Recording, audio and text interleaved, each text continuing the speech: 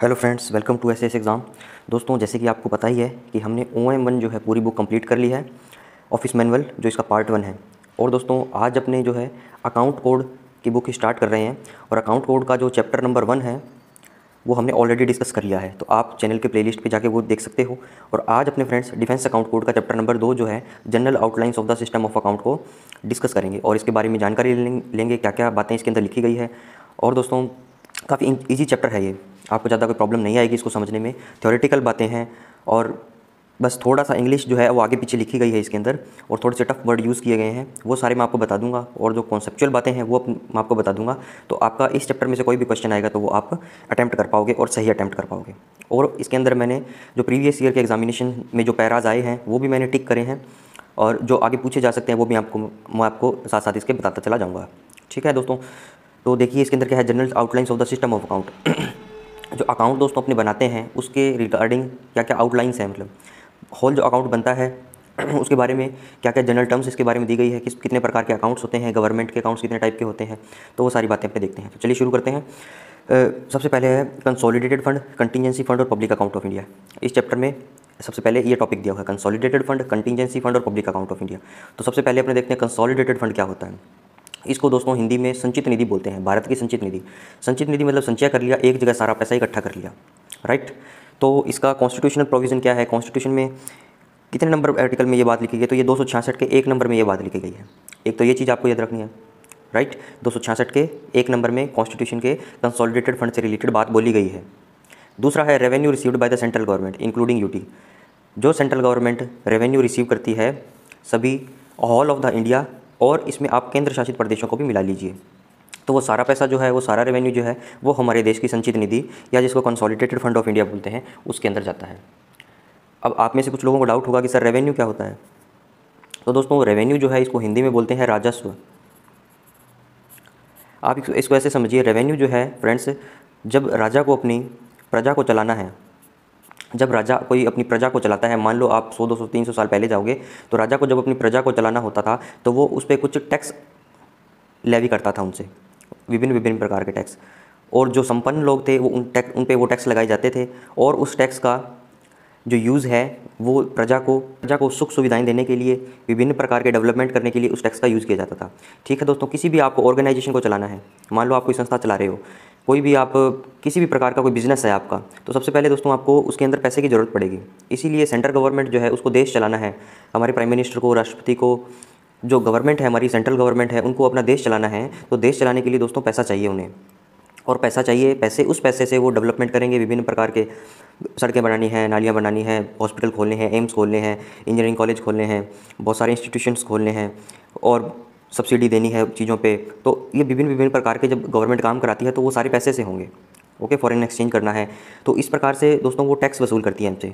तो जो टैक्स है जितने भी प्रकार का, ठीक है, direct tax, whether it is direct tax और इनडायरेक्ट टैक्स, तो वो सारे जो है वो रेवेन्यू के अंदर आते हैं। टैक्स के अंदर क्या क्या आ सकता है आपका, इनकम टैक्स आ सकता है, कमर्शियल टैक्स कुछ हो गया मान लो, है गुड्स एंड सर्विस टैक्स हो गया, ठीक है, एक्साइज ड्यूटी जो लगती है, कस्टम ड्यूटी जो लगती है, ठीक है। इस प्रकार के जितना भी रेवेन्यू जनरेट होगा वो सारा पैसा सेंट्रल गवर्नमेंट इकट्ठा करेगी पूरे इंडिया से इंक्लूडिंग यूटी से, और वो सारा पैसा जो है हमारे कंसोलिडेटेड फंड ऑफ इंडिया से कंसोलिडेटेड फंड ऑफ इंडिया में चला जाएगा। समझ में आई दोस्तों बातें, समझ में आ रही है ना, यस और नो।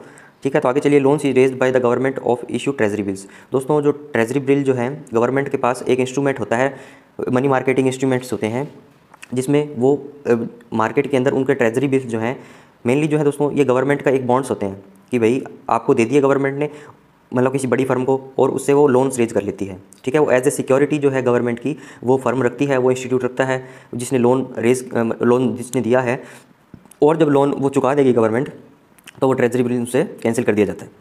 ठीक है, तो ऐसे समझिए आप कि ट्रेजरी बिल इशू कर देगी, बॉन्ड्स इशू कर देगी, और उसके बदले वो पैसा ले लेगी किसी निश्चित टाइम के लिए, मार्केट से पैसा उठा लेगी।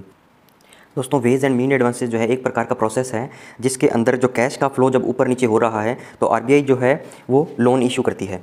ठीक है, तो उसको बोलिए वेज एंड मीन एडवांसेस। आपको ये काफ़ी बड़ी टर्म है वेज एंड मीन एडवांसेस, इसके अंदर क्या क्या चीज़ें होती है ये मैं आपको एक अलग से टॉपिक में बताऊंगा। ठीक है, जो आप अभी इतना ही समझिए कि जो कैश का फ्लो मिसमैच हो रहा है तो आरबीआई के पास एक इंस्ट्रूमेंट है जिससे वो लोन इशू करती है ताकि वो कैश का फ्लो जो है वो मिसमैच होना रुक जाए। ठीक है, अगला क्या है दोस्तों, money received by government in repayment of loans. दोस्तों, जब पहले मान लो गवर्नमेंट ने लोन इशू किए हैं और जब वो लोन की रीपेमेंट हो जाएगी, मान लो जिस इंडिविजुअल को लोन पेमेंट किया था वो लोन को एज वेल एज उसको वो जो उसके रिगार्डिंग जो इंटरेस्ट है वो भी चुकाना पड़ेगा। तो दोस्तों ये भी तो गवर्नमेंट का एक प्रकार से इनकम ही हुई ना। तो ये सारी चीज़ें जो है कंसोलिडेटेड फंड में जाएगी। आर्टिकल कितना 266 का एक है, रेवेन्यू जितना रिसीव करेगी सेंट्रल गवर्नमेंट वो जाएगा कंसोलिडेटेड फंड में। लोन जो रेज करेगी इशू करके ट्रेजरी बिल्स बॉन्ड्स वो कंसोलिडेटेड फंड में जाएगा। लोन्स और वेज एंड मीन एडवांसेस से जितना पैसा आएगा वो कंसोलिडेटेड फंड में जाएगा। और जो मनी रिसीव करती है गवर्नमेंट रीपेमेंट ऑफ लोन, मतलब जो लोन दिया था उसकी अब वापस वो कोई चुका रहा है तो वो भी कंसोलिडेटेड फंड में जाएगा। और दोस्तों इन सब पैसे से गवर्नमेंट एक्सपेंडिचर करती है और ये सारा जो पैसा है कंसोलिडेटेड फंड से पार्लियामेंट के द्वारा पास किया जाता है। किस में पास किया जाता है? बजट में। बजट में कैसे? एप्रोप्रिएशन अकाउंट बनाकर, ओके। और सभी मिनिस्ट्री की डिमांड फॉर ग्रांट के आधार पर एप्रोप्रिएशन अकाउंट बनाकर कंसोलिडेटेड फंड से पैसा निकाला जा सकता है। दोस्तों बिना पार्लियामेंट के कंसोलिडेटेड फंड से आप एक पैसा भी नहीं निकाल सकते। बिना पार्लियामेंट की कंसेंट से, बिना एप्रोप्रिएशन अकाउंट बनाए आप कंसोलिडेटेड फंड से पैसा नहीं निकाल सकते, राइट। तो देखिए आगे चलते हैं अपने। आगे देखिए फ्रेंड्स क्या दिया हुआ है। एप्रोप्रिएशन की बात करी हमने, बजट की बात करी, तो जिनके आर्टिकल्स जो है कॉन्स्टिट्यूशन के रेफरेंस में आप इनको देख लीजिए। 112 में बजट का प्रावधान है कि वित्त मंत्री जो है प्रेसिडेंट के बिहाफ पे बजट पेश करेंगे और इसके बाद इसके एप्रोप्रिएशन अकाउंट बनेगा 114 आर्टिकल के हिसाब से। और 116 में इसका मतलब वोट ऑन अकाउंट की भी सुविधा दी गई है, ठीक है। वोट ऑन अकाउंट क्या होता है? वोट ऑन अकाउंट जो है दोस्तों, मान लो बजट जो है अभी तो 1 फरवरी को आने लग गया, इससे पहले दोस्तों फरवरी के एंड में आता था। तो मार्च के दोस्तों निकल जाने के बाद 1 अप्रैल से जब नया फाइनेंशियल ईयर स्टार्ट होता था तो गवर्नमेंट को अपने जो सारे काम है वो स्मूथ करने हैं, ठीक है। सैलरी देनी है, जो कुछ उनके निश्चित खर्चे हैं वो तो उनको करने ही करने हैं गवर्नमेंट को।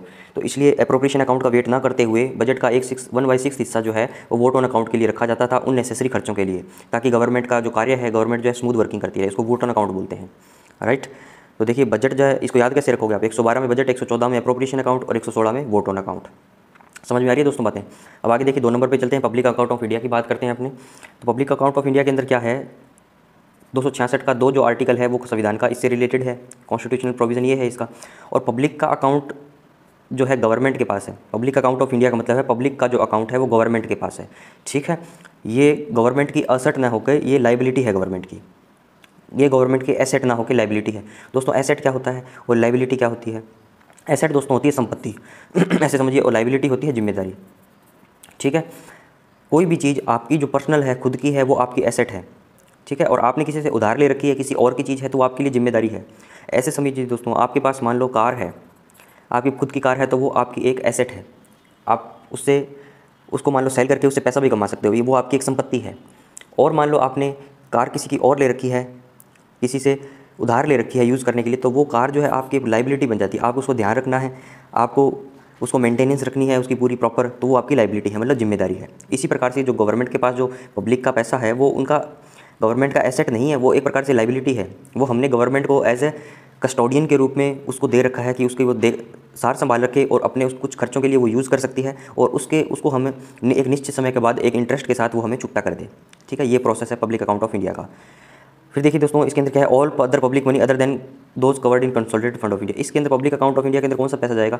दोस्तों जो कंसोलिडेटेड फंड ऑफ इंडिया का अपनों ने पढ़ लिया ना, जो सारे टैक्स नॉन टैक्स रेवेन्यू जितने भी ट्रेजरी बिल्स करके लोन इशू होंगे, वेज एंड मीन्स एडवांसेस से जो पैसा आएगा, राइट, तो रीपेमेंट ऑफ लोन्स का कुछ पैसा आएगा, उस सब पैसे को छोड़ के पब्लिक अकाउंट के अंदर जो भी पैसा आएगा वो हमें इसके अंदर यूज़ करना है, मतलब इसके अंदर जमा करना है। इसके अंदर कौन कौन से हो सकते हैं? जैसे इसके अंदर है bank saving account of various ministry या डिपार्टमेंट। बुक के अंदर दोस्तों आप ये लाइन पढ़ोगे तो आपको समझ में नहीं आएगी कि bank saving account of various ministry या डिपार्टमेंट, कौन सी मिनिस्ट्री या डिपार्टमेंट का बैंक में सेविंग अकाउंट किस प्रकार का। तो आप इसके अंदर जैसे समझिए, मान लो सुकन्या समृद्धि योजना है, ठीक है, उसके अंदर जो है गर्ल्स खाते में हम पैसा जमा करवा सकते हैं, और जब वो 18 ईयर्स की हो जाएँ तब विड्रॉ हम कर सकते हैं, ये गवर्नमेंट रखती है, और इस पर काफ़ी अच्छा इंटरेस्ट भी चल रहा है अभी, ओके। तो दोस्तों ये जो है सुकन्या समृद्धि योजना, आपने जो पैसा जमा करवाया है अपना, तो वो दोस्तों किसी मिनिस्ट्री या डिपार्टमेंट के अंतर्गत ही तो करवाया होगा। सुकन्या समृद्धि योजना कोई सेंट्रल गवर्नमेंट का कोई डिपार्टमेंट है, कोई विभाग या उनका कोई मंत्रालय ही तो इसको मेंटेन कर रहा होगा। इतने बड़ा डेटाबेस जो है ऑल इंडिया में कितने लाखों करोड़ों खाते खुले होंगे, तो वो दोस्तों एक एज ए बैंक में सेविंग अकाउंट खुलवा देते हैं वो मिनिस्ट्री। तो दोस्तों वो जो पैसा जाएगा वो उस लाइन का मतलब ये है, bank saving account of various ministry या डिपार्टमेंट, मिनिस्ट्री या डिपार्टमेंट का सेविंग अकाउंट खुला हुआ है बैंक के अंदर एज ए सुकन्या समृद्धि योजना में। तो दोस्तों ये रेवेन्यू नहीं है गवर्नमेंट का, ये एक एज ए लाइबिलिटी है। जब ये पैसा इनकी मैच्योरिटी हो जाएगी after a certain lock in period, then this money have to be return to the individual, मतलब जिसने जमा करवाया उसको वापस करना पड़ेगा ना गवर्नमेंट को, ठीक है।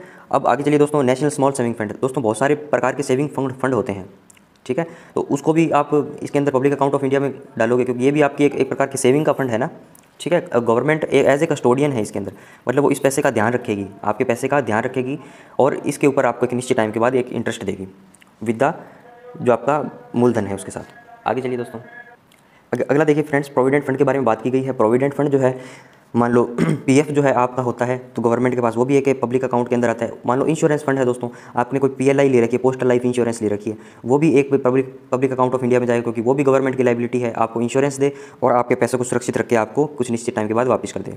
लॉक इन पीरियड के बाद गवर्नमेंट इंडिविजुअल को वापस करेगी, पार्लियामेंट्री अप्रूवल की जरूरत नहीं है। एक फिक्स लॉक इन पीरियड के बाद मान लो पीपीएफ अकाउंट आप खुलवाते हो, ठीक है, तो 15 साल है उसका। मान लो पीएलआई लाइफ इंश्योरेंस आप 10 साल 20 साल जितने भी टाइम पीरियड के लेना चाहते हो, तो उसके बाद एक लॉक इन पीरियड के बाद इंडिविजुअल को वापस कर देगी गवर्नमेंट, राइट। और गवर्नमेंट जो है एज ए बैंकर की तरह इसमें काम करती है। तो और दोस्तों ये कुछ डिस्क्रिप्टिव के लिए कुछ मैंने बातें बताई है बहुत सारी, और सारे एग्जांपल मैंने इसके अंदर इंक्लूड किए हैं।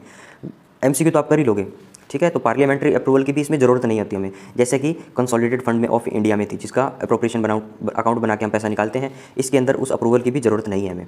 ओके, इसके अंदर दोस्तों मोस्टली बैंकिंग जो ट्रांजेक्शन्स जो है उससे रिलेटेड जो बातें हम इसमें करते हैं।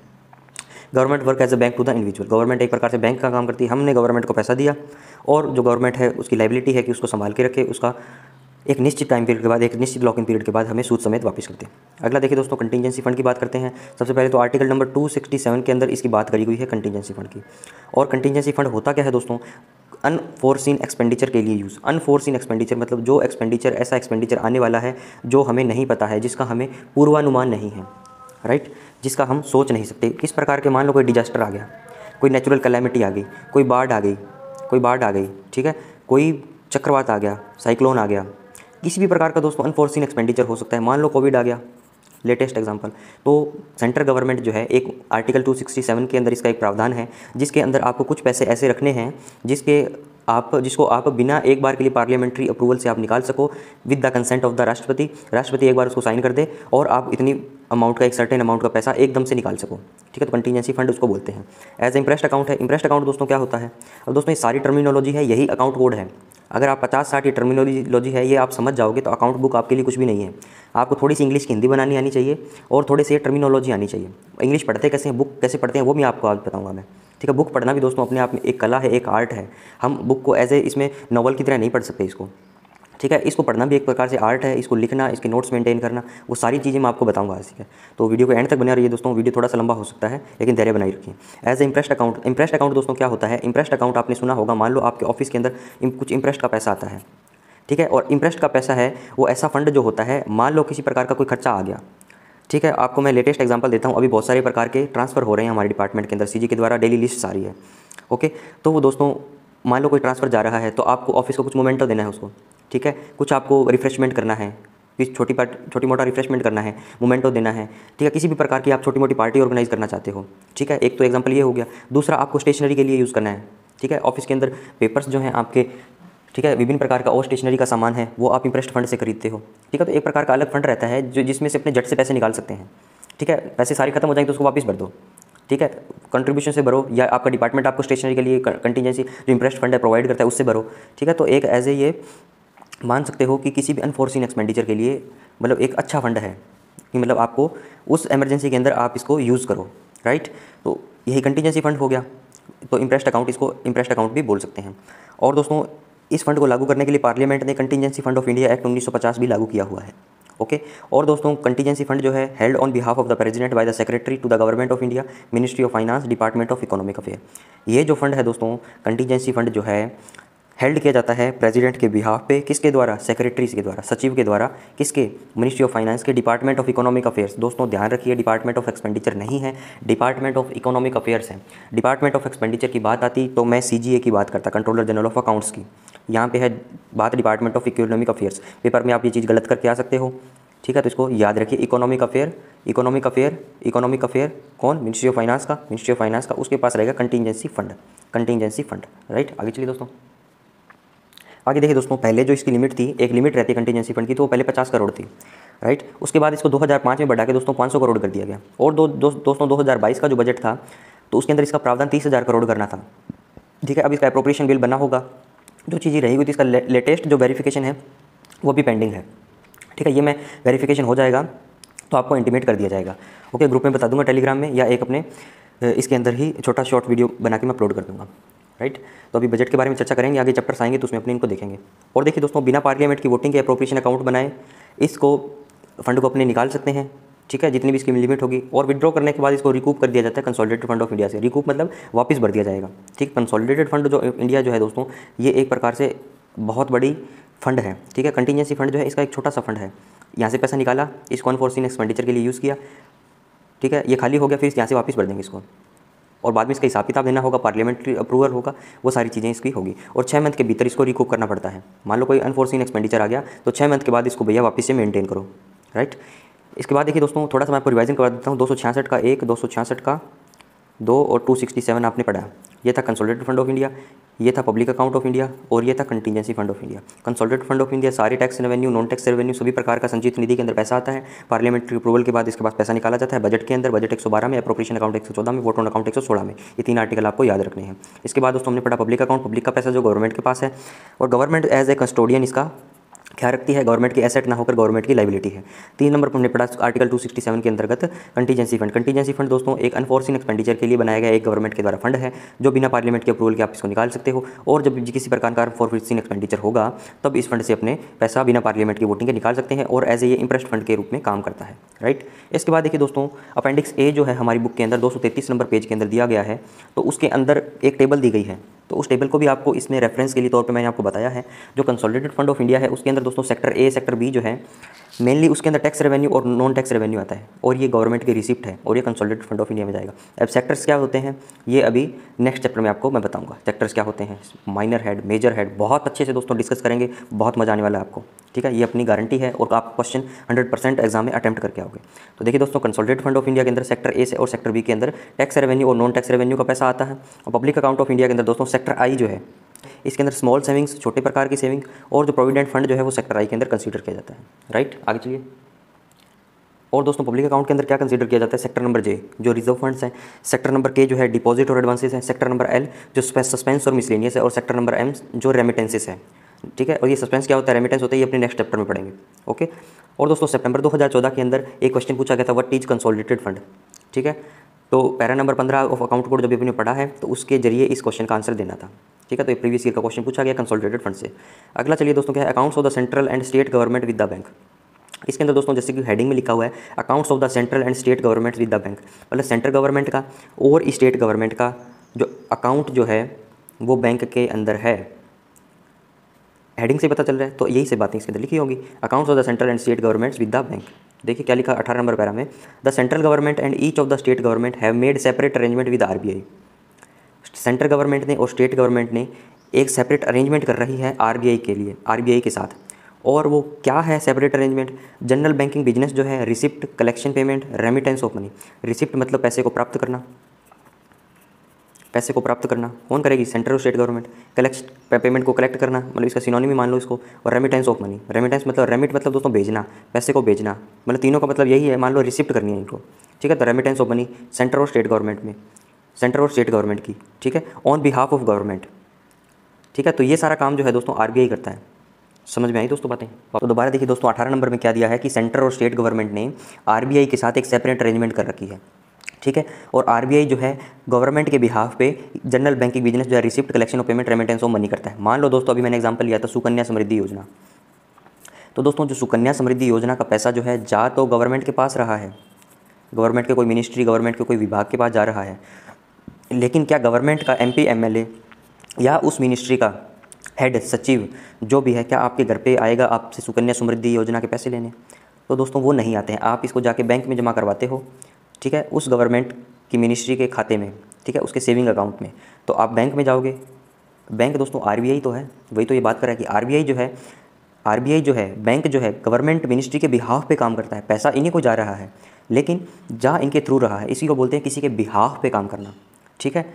मान लो दोस्तों सीजीडीए साहब है, वो एफएडीएस के बिहाफ पे काम करते हैं, ठीक है। एफएडीएस जो है वो डिफेंस जो सेक्रेटरी हैं उनके बिहाफ पे काम करते हैं, ठीक है। तो ये सारी चीज़ें ऑन बिहाफ आप देखते चले जाओगे, बहुत सारी टर्मिनोलॉजी यूज़ की गई है पूरी बुक के अंदर, ऑन बिहाफ पे, ठीक है। तो गवर्नमेंट के बिहाफ पे ये सारे काम बैंक करता है, पैसा गवर्नमेंट के पास ही जाएगा। तो आप इसको ऐसे समझिए। और दोस्तों एक एग्जांपल और बताता हूँ, मान लो गवर्नमेंट के पास पैसा जाना है तो उनको एक माध्यम चाहिए ना, तो माध्यम दोस्तों वो बैंक है। ठीक है, मैं आपसे जुड़ा हुआ हूँ दोस्तों, तो कैसे जुड़े हुए हैं हम आपस में, तो हमारा माध्यम क्या है दोस्तों, यूट्यूब है। ठीक है, तो आप ऐसे समझ सकते हो, यूट्यूब जो है, YouTube is working on behalf of me. ठीक है, मेरे को आप तक सूचना पहुंचानी है, मेरे को आप तक इन्फॉर्मेशन डिलीवर करनी है, तो यूट्यूब एक मीडियम का काम कर रहा है। ठीक है, तो दोस्तों ये सारी बातें जो है कहाँ लिखी गई है, आरबीआई के एक्ट के 1934 में, आरबीआई एक्ट 1934 में। ठीक है, इससे रिगार्डिंग रूल आप यहाँ देख पढ़ सकते हो, अपेंडिक्स ए ट्रेजरी रूल वॉल्यूम 2। ठीक है, तो मेनली आप इसको याद रखना, आरबीआई एक्ट 1934 के हिसाब से ये सारी बातें हमें इंप्लीमेंट करनी है। आगे चलिए फ्रेंड्स, नेक्स्ट पैरा देखिए दोस्तों क्या दिया गया है, the central government operates on every office and every branch of RBI. Same बात है, आरबीआई की हर एक ब्रांच पर, हर एक ऑफिस के अंदर सेंट्रल गवर्नमेंट का ऑपरेशन चलते रहते हैं। ठीक है, जनरल बैंकिंग बिजनेस, और RBI on behalf of the central government काम करती है। इसके आगे क्या बताया गया है कि central government operates on every branch of the state Bank of India. पहला तो बोल दिया आरबीआई और सेकंड बोल दिया एसबीआई, बट इन दोनों के अंदर सेंट्रल गवर्नमेंट जो है इनकी प्रत्येक ब्रांच में, प्रत्येक ऑफिस के अंदर ये ऑपरेट करती है। और central State Bank of India जो है दोस्तों, acting as a agent of the RBI and conducting government business. दोस्तों तीन चीज़ें हैं, पहला आरबीआई, दूसरा स्टेट बैंक ऑफ इंडिया, तीसरा सेंट्रल गवर्नमेंट। ठीक है, तो आरबीआई के ऑफिस के अंदर, एसबीआई के ऑफिस के अंदर सेंट्रल गवर्नमेंट ऑपरेट करती है। ठीक है, अपने सारे वर्किंग जो है, सारे रेमिटेंस ऑफ मनी है उनको लेने हैं, पेमेंट करनी है, राइट, ये सारी जो चीज़ें हैं वो करती है। और जो एसबीआई जो है वो एज ए एजेंट काम करता है रिजर्व बैंक के साथ, रिजर्व बैंक का, और ये गवर्नमेंट का बिजनेस कंडक्ट करता है। दोस्तों आप इन लाइनों को बुक में पढ़ोगे तो ये आप इसमें बोर हो जाओगे। ठीक है, ये मैंने डिज़ाइन इस हिसाब से करी है ताकि आपको चीज़ें समझ में आए। ठीक है, आपको इस लाइन का पता ही नहीं चलेगा कि ये सेंट्रल गवर्नमेंट की बात कर रहा है या स्टेट बैंक ऑफ इंडिया की या आरबीआई के खुद की अदर ब्रांचेस की बात कर रहा है। ठीक है, तो आगे देखिए दोस्तों, सितंबर 2014 के अंदर एक क्वेश्चन आया हुआ था 19 नंबर पैरा से। ठीक है दोस्तों, सितंबर 2014 से मुझे लग रहा है इसमें 3 या 4 क्वेश्चन पूछे गए हैं इसी एक चैप्टर से। दोस्तों 6 या 7 चैप्टर तक, इसके 6 या 7 चैप्टर हैं जो अकाउंट कोड के, इसी में से मैक्सिमम 80% सवाल आपके पेपर में पूछे जाते हैं। मैंने पिछले जो मुझे इतना अनुभव है, इतने पेपर सॉल्व आपको करवाए हैं, तो उसमें मैंने एक चीज़ देखी है, फर्स्ट के जो 6 या 7 चैप्टर हैं दोस्तों, एक एक लाइन उसकी रट लो आप, एक एक लाइन इसकी रट लोगे 7 चैप्टर तक, तो आपको कोई मात नहीं दे सकता एग्जामिनेशन के अंदर। एक क्वेश्चन उससे 80% सवाल इसी से पूछे जाएंगे। ठीक है, और मैं तो आपको बता ही रहा हूँ। तो आगे देखिए दोस्तों, सितंबर 2014 के अंदर 19 नंबर पैरा से कुछ क्वेश्चन पूछे गए थे। Complete accounts of the central government and individual account of all civil ministry department and accounts of the railway fund and post and telecommunication and defence. क्या बोल रहे हैं दोस्तों, complete accounts of the central government, central government के complete account, सारे account, और individual account of all ministry या department, सभी सिविल मिनिस्ट्री की और डिपार्टमेंट के इंडिविजुअल के अकाउंट। ठीक है, सेंट्रल गवर्नमेंट का कंप्लीट अकाउंट, मिनिस्ट्री डिपार्टमेंट का सिविल का सारे अकाउंट, रेलवे फंड का अकाउंट, पोस्टल का अकाउंट, टेलीकम्युनिकेशन का अकाउंट, डिफेंस का अकाउंट। आगे चलिए, अकाउंटेंट जनरल ऑफ स्टेट का अकाउंट जिसको एजी बोलते हैं, accountant general aggregated with UT government, union territory government के अंदर दोस्तों जो अकाउंटेंट जनरल रहते हैं हमारे, उनके अकाउंट, और accountant general aggregated with UT administrations. ठीक है, जहाँ पे मान लो उनकी खुद की, जहाँ पे राष्ट्रपति है उनको एडमिनिस्ट्रेशन का बोल दिया, तो उनके अकाउंट, इन सब के दोस्तों अकाउंट जो है maintained by the central account section. ये सारे अकाउंट जो है सेंट्रल अकाउंट सेक्शन मेंटेन करता है, किसका, आरबीआई नागपुर का। तो इसलिए आरबीआई जो नागपुर है दोस्तों, reserve bank of India Nagpur जो है, ये सबसे मेन इंपॉर्टेंट रोल अदा करता है ये सारे काम करने के लिए इनके। ठीक है, तो यहाँ पे दोस्तों बहुत सारी चीज़ें होती है आरबीआई नागपुर के अंदर, और इस अकाउंट कोड के अंदर आरबीआई नागपुर का आपको नाम 1000 बार देखने को मिल जाएगा हर दूसरे तीसरे पेज पे। ठीक है, तो आगे चलिए दोस्तों, पहला तो हो गया कि अकाउंट मेंटेन करते हैं इनके सबके। ठीक है, इन सारी मिनिस्ट्रीज़ के, सारे स्टेट्स के, रेलवे, पोस्टल वगैरह वगैरह जितने भी मैंने नाम लिए हैं इसके अंदर, तो सबके अकाउंट मेंटेन करता है कौन, central account section RBI Nagpur का। अगला दोस्तों 2 नंबर बात ही क्या बुरा है, ऑल ट्रांजेक्शंस एडजस्टमेंट्स, सारी तो ट्रांजैक्शन, सारी तो adjustment between the accounts of the central government ministry and department. Central government की दोस्तों कोई भी मिनिस्ट्री है या सेंट्रल गवर्नमेंट का कोई डिपार्टमेंट है, वो स्टेट गवर्नमेंट के साथ अकाउंट जो है इसका, उसकी ट्रांजैक्शन एडजस्टमेंट कैसे करेगा, कैसे सेटलमेंट होगा अकाउंट्स का, वो दोस्तों होगा on cash basis by issue of cheque या डीडी। समझ में आ रही है दोस्तों बात। मान लो सेंट्रल गवर्नमेंट को मिनिस्ट्री या डिपार्टमेंट है और उसको स्टेट गवर्नमेंट को पैसा देना है या उससे पैसा लेना है, और ये पैसा लेना देना क्यों है, क्योंकि दोस्तों सेंट्रल गवर्नमेंट की कोई मिनिस्ट्री है, वो किसी स्टेट का कोई काम कर दे मान लो, ठीक है, किसी स्टेट गवर्नमेंट से रिलेटेड कोई भी काम वो परफॉर्म करे, ठीक है, तो उस टाइप में, उस कंडीशन में उनके जो है स्टेट को, सेंट्रल गवर्नमेंट को फंड देना पड़ेगा, पैसा फ्री में तो काम नहीं करेगी ये। ठीक है, तो उस केस के अंदर ट्रांजैक्शन जो होगी, जो सेटलमेंट होगा, वो कैश पे बेसिस पे होगा। मान लो चेक इशू कर दिया, ठीक है, मान लो स्टेट गवर्नमेंट को सेंटर को पैसा देना है, तो स्टेट जो है चेक इशू कर देगी सेंट्रल गवर्नमेंट की, जिस मिनिस्ट्री का सेविंग अकाउंट जो खुला हुआ है आरबीआई में, ठीक है, तो वो उनका जो पर्टिकुलर खाता नंबर है, उस खाते नंबर पे चेक लिख के मान लो फला फला अमाउंट का इतना चेक उस डिपार्टमेंट या मिनिस्ट्री को दे दिया। ठीक है, और ऐसे ही मान लो सेंट्रल गवर्नमेंट मिनिस्ट्री को स्टेट गवर्नमेंट को पैसा देना है, तो इसी प्रकार से ये चेक या डिमांड ड्राफ्ट इनके अगेंस्ट में बना देगी, तो ये पैसे का लेन देन इसमें हो जाएगा। मतलब इसको बोलते हैं एडजस्टमेंट ऑफ ट्रांजेक्शन्स, इसको बोलते हैं ट्रांजेक्शन्स भी ट्रांजेक्शन्स ऑफ अकाउंट्स या एडजस्टमेंट ऑफ अकाउंट्स, ठीक है, किसी भी प्रकार का। ठीक है दोस्तों, अब आपको दोस्तों ये चीज़ें मैं बता रहा हूँ तो आपको पिछला पुराना याद आ रहा होगा, ऑफिशियल लैंग्वेज एक्ट। ठीक है, सेंट्रल गवर्नमेंट स्टेट के साथ जब डील करेगी रीजन ए, रीजन बी, रीजन सी, तो वो कैसे होगा। ठीक है, तो वो सारी बातें वहाँ पढ़ी और ये सारी बातें ट्रांजेक्शन की हमने इसमें यहाँ पढ़ी। आगे चलिए। और दोस्तों आगे देखिए, अभी हमने क्या पढ़ा कि सेंट्रल गवर्नमेंट जो है जब स्टेट के साथ ट्रांजेक्शन करेगी तो वो जो है चेक या डीडी बनाकर उनको इशू कर देगी। तो वो होता है पैसे से लेन देन उनका, उनको बोलते हैं कैश बेसिस अकाउंट। ठीक है, चेक या डीडी बना के जब आप ट्रांजैक्शन करोगे, एडजस्टमेंट होगा अकाउंट्स का, तो उसको बोलते हैं कैश बेसिस ऑफ अकाउंट, इसको बोलते हैं कैश बेसिस ऑफ अकाउंट्स। एक दोस्तों टर्म है सेटलमेंट अकाउंट। ठीक है, तो transaction between department of post, railway, department of supply in ministry of commerce, MEA, high commission of India, ILAC, inward London account current, Washington, embassy account received through pay account office of ministry of external affair. ठीक है, आप ऐसे समझिए, अगर department है post का, railway का, department of supply in ministry of commerce, ministry of commerce जो है उसके अंदर एक विभाग है इनका डिपार्टमेंट ऑफ सप्लाई। ठीक है, जो सामान सप्लाई करता होगा, और एक है दोस्तों मिनिस्ट्री ऑफ एक्सटर्नल अफेयर। इनके बीच में जो ट्रांजैक्शन होंगे, इन मिनिस्ट्रीज़ के बीच में जो ट्रांजैक्शन होंगे, वो ट्रांजैक्शन होंगे दोस्तों थ्रू सेटलमेंट अकाउंट। ठीक है, ये होंगे सेटलमेंट अकाउंट। और दोस्तों ये जो ट्रांजैक्शन होते हैं इसके अंदर book debit concept is followed in this scenario. Book debit concept को हम यूज़ करते हैं, तो इसका दोस्तों आपको एक एग्जांपल देता हूँ जो हमारे ऑफिस के अंदर होता है। ठीक है, मिनिस्ट्री ऑफ सप्लाई कॉमर्स का हमें नहीं पता क्या होता होगा, एक्सटर्नल अफेयर में हम नहीं गए कभी। ठीक है, तो जो हमारे डिपार्टमेंट के अंदर इस प्रकार का सेटलमेंट अमाउंट के ट्रांजैक्शन होता है उनको तो हम वॉच कर ही सकते हैं। तो देखिए दोस्तों, एक होता है PBD, एक टर्म आप जब LOR में काम करोगे तो वहाँ पे होगा payment book debit, payment book debit, इस प्रकार के एक टर्म वहाँ यूज़ की जाती है। राइट, तो दोस्तों इसके अंदर क्या होता है, मान लो आर्मी है कोई, ठीक है, और इधर है MES। तो दोस्तों आर्मी के पास क्या है, खुद के पेट्रोल पंप रहते हैं। ठीक है, जिनको KSP बोलते हैं, कर्ब साइड पंप, पेट्रोल पंप रहते हैं जिनको बोलते हैं KSP, कर्ब साइड पंप। और दोस्तों जब ये KSP जो है, ये जो पेट्रोल पंप जो है, आर्मी के अलावा किसी और को सामान देता है, सामान का मतलब यहाँ पे पेट्रोल या डीजल से है। तो मान लो आर्मी ने दोस्तों इस पेट्रोल से, KSP से MES को पेट्रोल दे दिया। ठीक है, और दोस्तों आर्मी ने मान लो R&D के कोई रिसर्च एंड डेवलपमेंट के ऑफिस से इनको पेट्रोल दे दिया।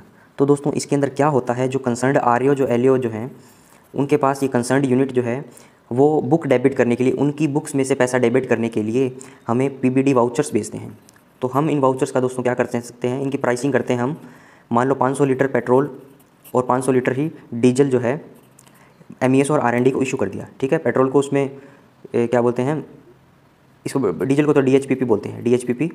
ठीक है, इसको बोलते हैं 87 MT बोलते हैं। राइट, तो इसके अंदर जो है ये क्वालिटीज़ हैं अलग पेट्रोल और डीजल्स की। तो 500 और 500 लीटर दे दिया, तो इसका दोस्तों एक रेट होती है, इनकी प्राइसिंग जो होती है वो हम लगा देंगे। मान लो 50,000 रुपये बने, तो दोस्तों LORO जो क्या होगा, इन पेमेंट बुक डेबिट के वाउचर्स पे दोस्तों इनकी प्राइसिंग करेगा। ठीक है, इनकी प्राइसिंग कर दी, और कंसर्न्ड MES और R&D के अंदर जो हमारे बंदे बैठे हैं, ठीक है, MES के अंदर मान लो AOGE और R&D के अंदर भी हमारा मान लो कोई CD R&D, PCD R&D या कोई सब ऑफिस है, तो वहाँ पे हम उनको एक कोड हेड देके और उसको दोस्तों बोलते हैं भेज दिया, उस पर कोड हेड लगा के। ठीक है, अपने डिपार्टमेंट का, आर्मी से रिलेटेड। तो वो दोस्तों वहाँ पे क्या करेंगे, इस पर TE लगाते हैं, ट्रांसफर एंट्री जिसको बोलते हैं। वो वाउचर वहाँ चला गया तो उस पर TE लगाई, ट्रांसफर एंट्री लगाई, और दोस्तों जो MES और R&D का जो फंड था उनके कोड हेड से जो पर्टिकुलर कोड हेड हमने भेजा है उसमें से वहाँ से पैसा निकाल करके इसमें ट्रांसफ़र कर देंगे उस कोड हेड के अंदर। ठीक है, थ्रू पंचिंग मीडियम। राइट, तो ये दोस्तों सेटलमेंट अकाउंट है। MES ने, R&D ने पैसा लिए, पेट्रोल लिया, डीजल लिया, तो हमने उससे कैश बेसिस पे सेटलमेंट नहीं करी, हमने थ्रू सेटलमेंट अकाउंट ये सारी चीज़ें हमने करी है। तो दोस्तों अपने डिपार्टमेंट से रिलेटेड सारी चीज़ें आपको सीखनी है, काम सीखना है, तो आप जिस ऑफिस के अंदर हो आप उसका 100% काम सीख जाओ, अपने साथियों से पूछ के। ठीक है, कुछ बुक्स पढ़ के उनसे रिलेटेड, और रियल लाइफ जो आप काम करते हो। ठीक है, तो उससे आपको बेहतर इनकी जानकारी होगी। अब सेटलमेंट अकाउंट की जब बात आएगी तो आप इस एग्जाम्पल से समझ सकते हो। ठीक है, रेलवे डिपार्टमेंट में आप नहीं हो तो आप नहीं जा सकते, आपको नहीं पता रेलवे के साथ हमारी कौन सी होती है, कौन से मान लो ट्रांजैक्शन होते हैं। ठीक है, एक मान लो ET कटिंग का ट्रांजैक्शन है, वो मान लो। ठीक है, यूनिट्स जब आर्मी यूनिट्स जब बहुत सारी मूव करती है तब वो उस टाइम पे मान लो जो रेलवे जो उनको ट्रांसफ़र करने के लिए जो खर्च है वो हमारे डिफेंस से डेबिट करता होगा। राइट, तो ये मतलब इस पर हम काम करते हैं, तो आपको ये चीज़ें भी देखनी है। ठीक है दोस्तों, आगे चलिए। इसके बाद दोस्तों इसी के अंदर एक नोट दिया हुआ था, MOD के क्या है नोट देखिए, MOD के सिविल एस्टीमेट से स्टेट गवर्नमेंट को अगर लोन दिया जाता है, MOD का दोस्तों एक सिविल एस्टीमेट जो है उसके स्टेट गवर्नमेंट को जो लोन दिया जाता है तो वो हमारा AODAD MOD ऑफिस देता है। ठीक है, स्टेट गवर्नमेंट को वो क्या देता है दोस्तों, पैसा देता है, लोन देता है, किसके द्वारा, थ्रू RBI CS नागपुर।